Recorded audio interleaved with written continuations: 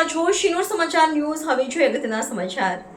રાપર તાલુકાના રામવાવ ગામે ગૌચરની જમીન પર કરાયેલ દબાણ દૂર ન કરવાના મામલે છેલ્લા 3 દિવસથી અનશન પર ઉતરેલા અરજદારનું આરોગ્યની ટીમ દ્વારા મેડિકલ ચેકઅપ કરવામાં આવ્યું. રાપર તાલુકાના રામવાવ ગામે ગૌચરની જમીન પર કરાયેલા દબાણ દૂર કરવા બાબતે અરજદાર શિવભા દેશળજી જાડેજા દ્વારા દબાણ દૂર કરવાની કોઈ કાર્યવાહી કરવામાં આવી ન હોવાના આક્ષેપો સાથે ભચાઉ પ્રાંત કચેરી ખાતે અનશન આંદોલન શરૂ કરવામાં આવ્યું છે. ત્યારે અનશન આંદોલનના 3જા દિવસે આરોગ્યની ટીમ દ્વારા અનશન આંદોલન કરી રહેલા અરજદાર શિવભા દેશળજી જાડેજાનું મેડિકલ ચેકઅપ કરવામાં આવ્યું હતું. આ દરમિયાન અરજદાર શિવભા જાડેજા દ્વારા તંત્ર દ્વારા કોઈ સંભાળ લેવામાં આવતી ન હોવાના આક્ષેપો કરવામાં આવ્યા હતા. રિપોર્ટર ભરત ઠાકુર, કચ્છ. શિવભા દેશળજી ગામ રામવાવ, રાપર તાલુકાની રામવાવ ગામની જમીન ગૌચર વારંવાર જે અમુક 26 નોટિસ હું ખાલી કરવાના બાના અધિકારી દે રહે, હજી પણ ખાલી થઈ નથી. અને અધિકારીઓની મેલી નીતિ જ આમાં દેખાય છે. અમુક ગામડામાં ઝુંબેશ હાલે, ફગાવે, તો રામવાવમાં એમને શું સત્ય ઘટનામાં 600 એકર જમીન 2 વાર DRLની માપણી કરેલ, હજી ખાલી પણ કરી નથી.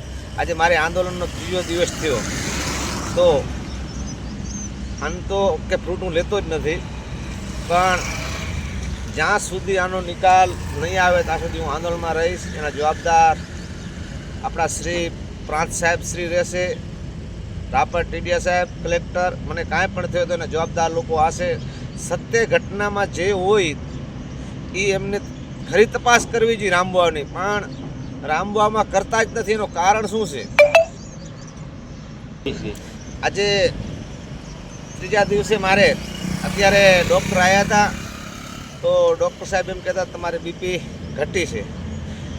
બીપી ઘટે, જે થવું હોય થાય, પણ જ્યાં સુધી આનો પાકો નિકાલ નહીં આવે ત્યાં સુધી હું બેસવાનો છું. એને જવાબદાર તંત્ર જ રહેશે.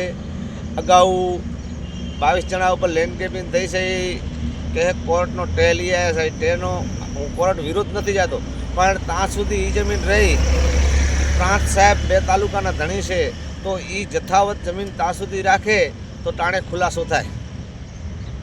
મારી માંગ એવી છે કે રામવાવની ગૌચર જમીન તાત્કાલિક ધોરણે ખાલી થાય, એવી જ મારી માંગ છે.